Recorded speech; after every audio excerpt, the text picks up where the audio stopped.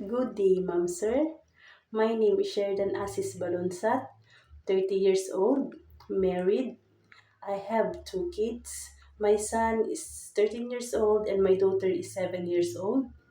We are six siblings. I'm the eldest daughter. I have experience in Doha, Qatar for 4 years and 11 months. I finished last December 2024.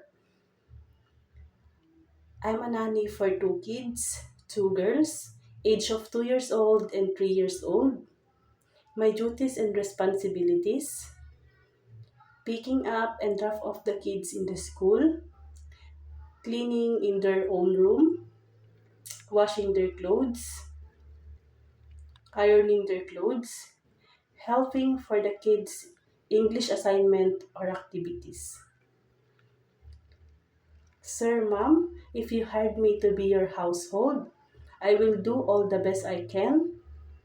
I will be patient, kind, and helpful. I will be good also for you. Thank you so much.